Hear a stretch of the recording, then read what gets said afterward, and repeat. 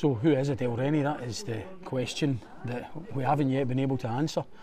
It's just one of the most astonishing cases I think I've ever covered. I've been in the police for 18 years and I'd say this is the most unusual case I've dealt with.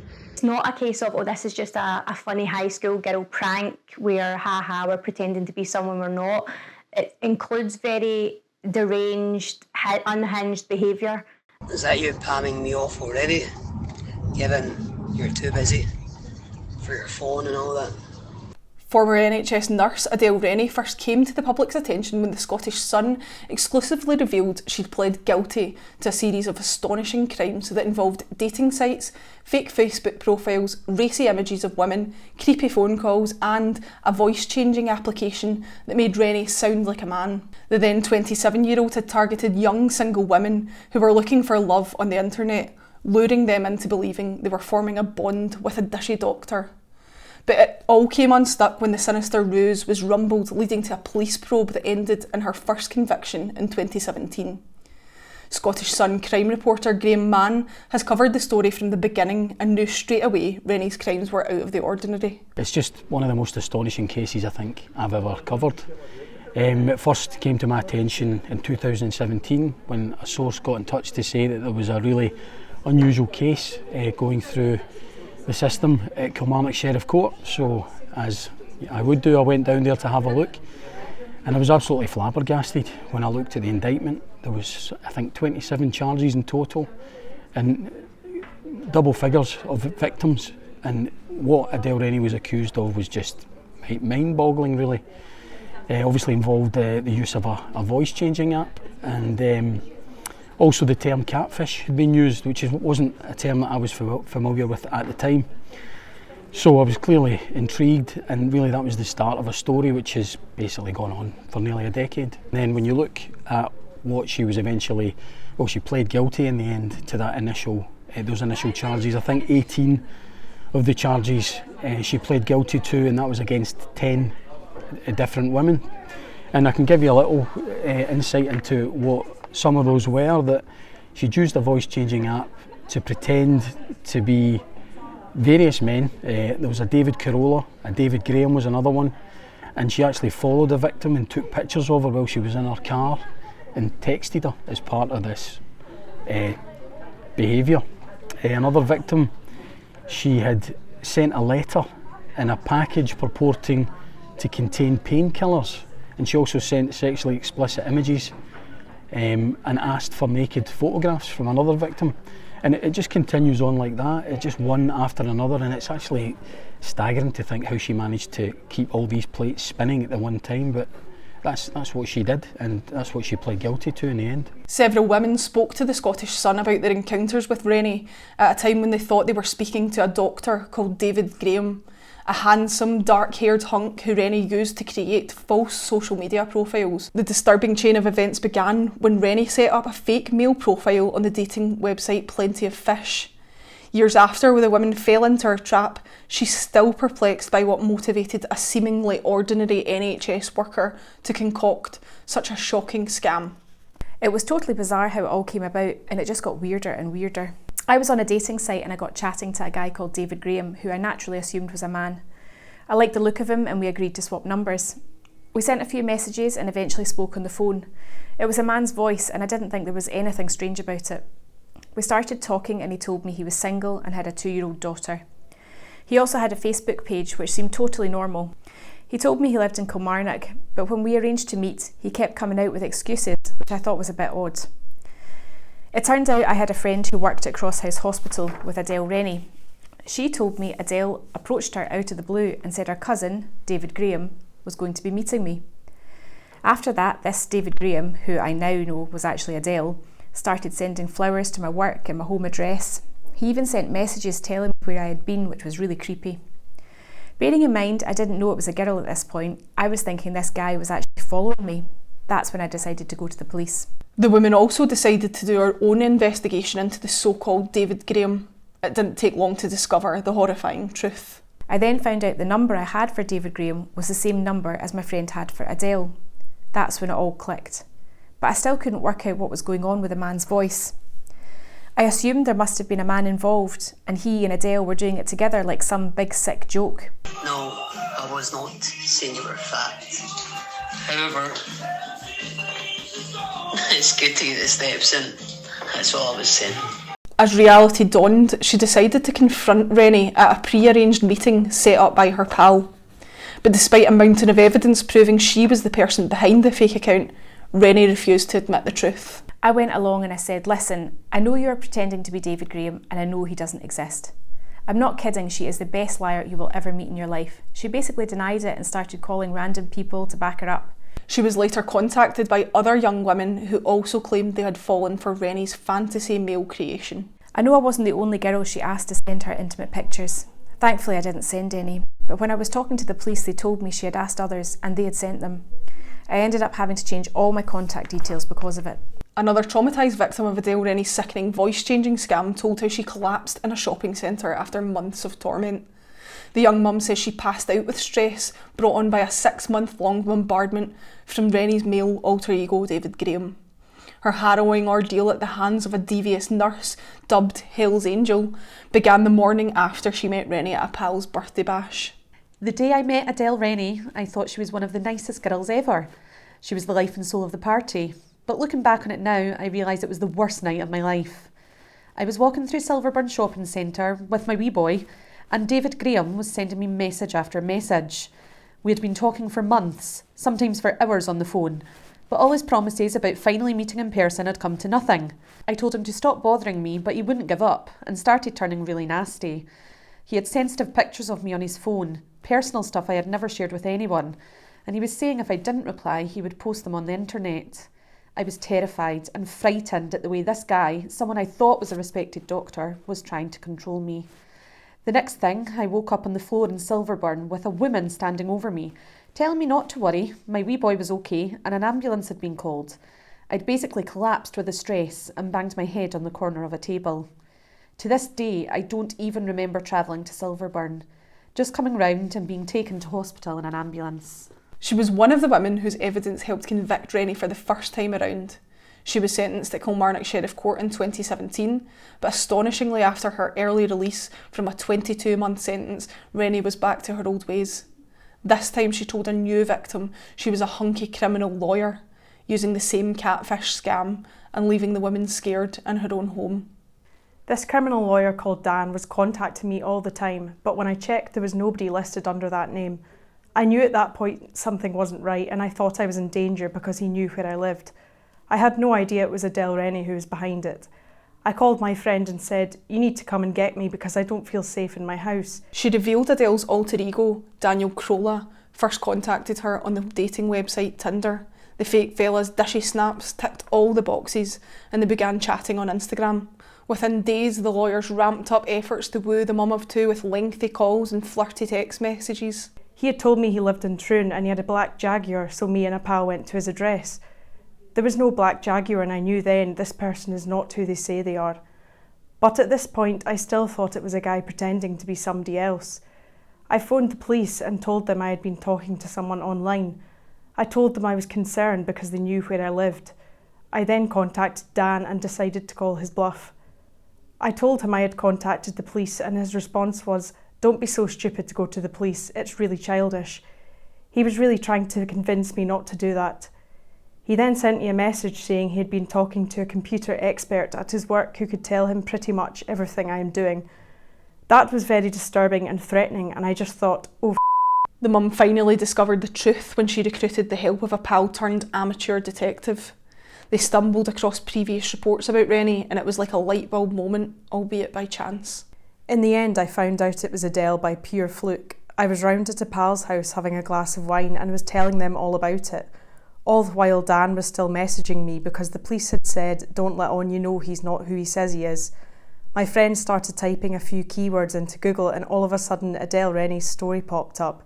She stood there with her mouth wide open and I was like, "What is it?" She showed me and I instantly knew it was Adele because it was so similar. I was aware that she was no longer in jail because she's quite well known around here, as you can imagine. In one sense I was relieved I wasn't a guy, but I still couldn't believe how cocky she was. She knew where I was the majority of the time.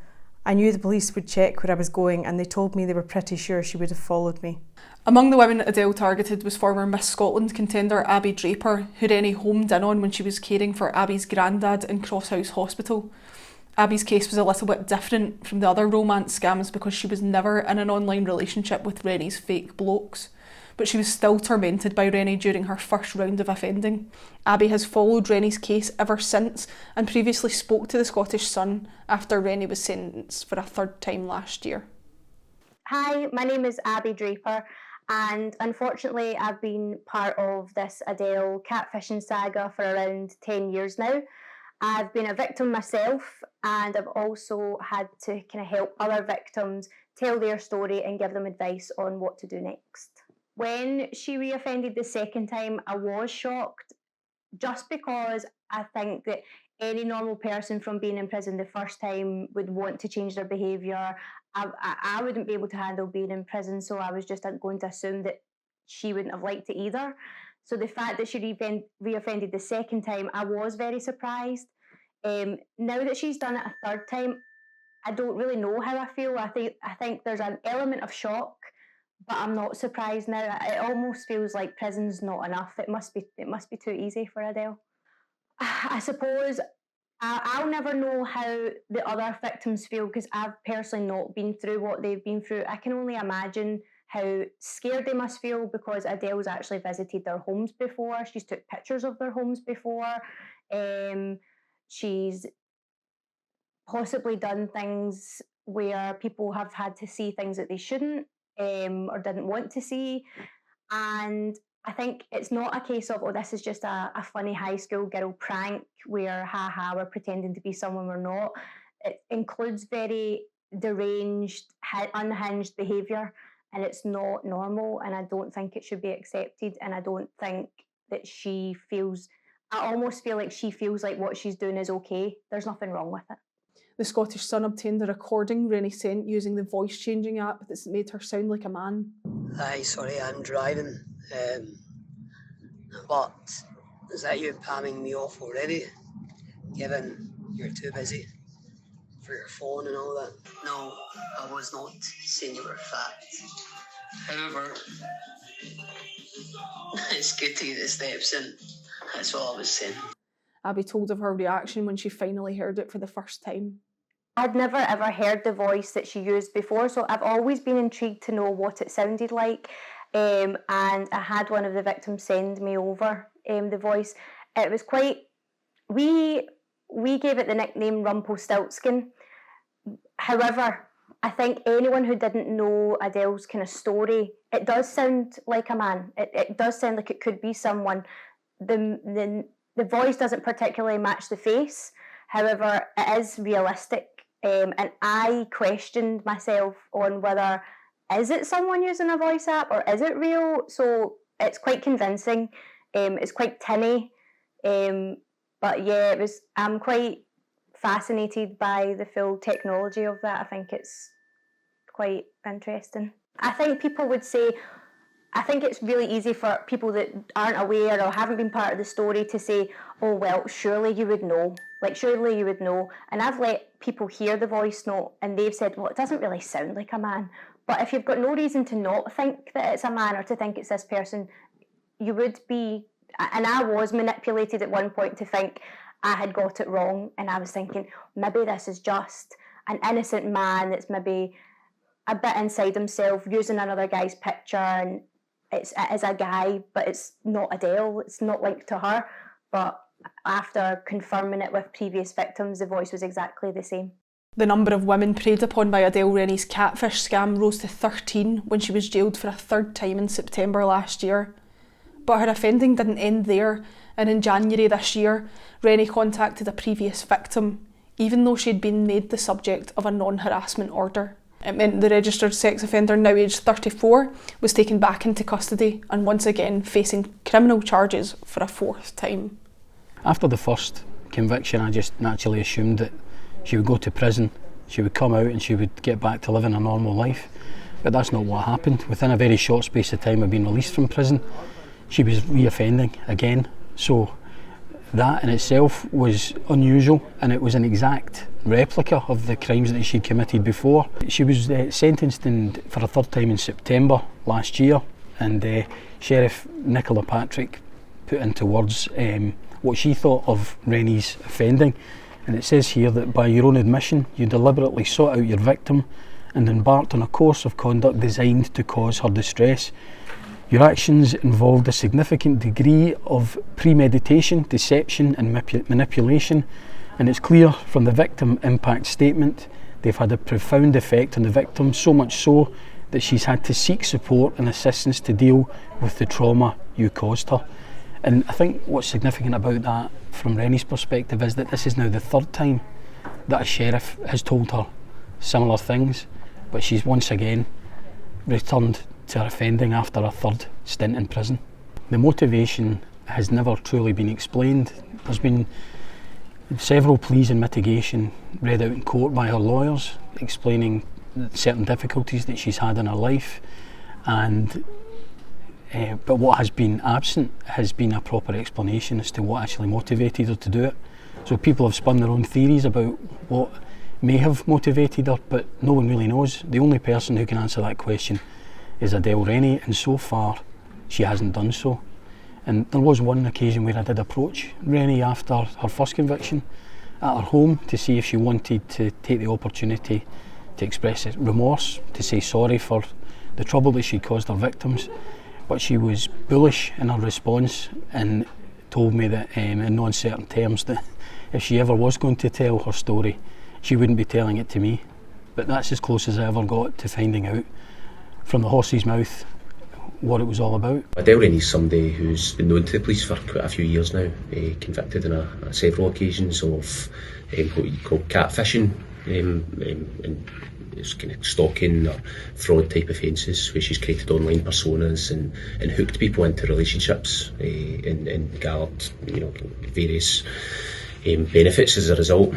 So she's somebody that's been investigated several times with the police, arrested and convicted. And can you tell us how unusual this case is and what makes it unusual? Okay. I've been in the police for 18 years, and I'd say this is the most unusual case I've dealt with. Catfishing prior to dealing with the Adele Rennie case was something that I had never experienced before or read much about. I think it's complex in nature and the level of deception that's been used to target the victims of the crimes. And as an investigation, it was lengthy and something that I'd never dealt with before. And what can you tell us about the impact that Adele Rennie's offending has had on her victims? The impact on the victims has been huge. We're talking about somebody who's created multiple online personas. She's established contact with people, hooked them into relationships, forced them to reveal really personal details and images on occasion. The impact on the victims is huge. We're talking about people who thought they were in relationships, etc., confiding in Adele their deepest secrets on occasion, and to have them to be told essentially that it was all a lie, it was all built on a lie. It's devastating, and it's quite apparent when you read all the paperwork and you speak to the victims that the impact's been huge, and it's something that will probably live with them for a long time, if not for the rest of their lives. And what can you tell us about Adele Rennie in terms of whether she's shown any remorse or insight into her offending? When dealing with Adele, I would say that there has been a lack of insight, and I would say she hasn't shown any remorse in terms of the victims, but she has, so yeah. I haven't seen any of that through the investigations that have been carried out. And what about the victims themselves? They obviously found it a traumatic experience, but they did the right thing by coming forward and contacting the police, didn't they? Absolutely, they did, and it must have been very hard for them to do. It's not an easy thing to have to admit that you've been duped, and that's essentially what's happened, and the responsibility for that lies entirely with Adele Rennie. But yeah, really brave thing to do, to come forward, to tell the police what had happened, and it's not easy to admit you're a victim of anything, let alone a sort of complex, lengthy crime such as this. So all credit to them. They've stepped forward. They've given us the information we need to successfully take this towards prosecution. And it's really important that anyone in a similar situation feels that they can trust the police to do the same if they're in a similar situation.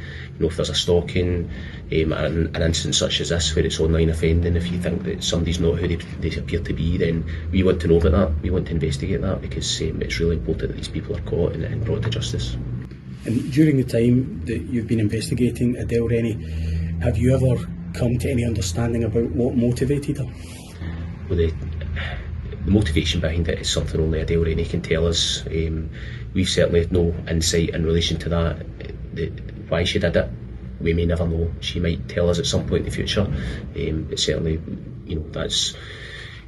we don't have to provide a motive to prove a crime's been committed, and there doesn't have to be a motive proved to convict somebody at court. And it's something that would be really useful to know. But the responsibility for this offence lies entirely with Adele Rennie, and the motivation as well. Adele Rennie is this week back behind bars after she admitted breaking strict court conditions by texting one of her previous 13 victims. The serial catfisher sobbed in the dock as she racked up her 4th conviction in just 8 years, after sending the messages while on early release from her most recent prison stint. Jailing Rennie for 100 days at Kilmarnock Sheriff Court, Sheriff George Jameson told the ex-hospital worker, "This is an alarming set of circumstances you have found yourself in again."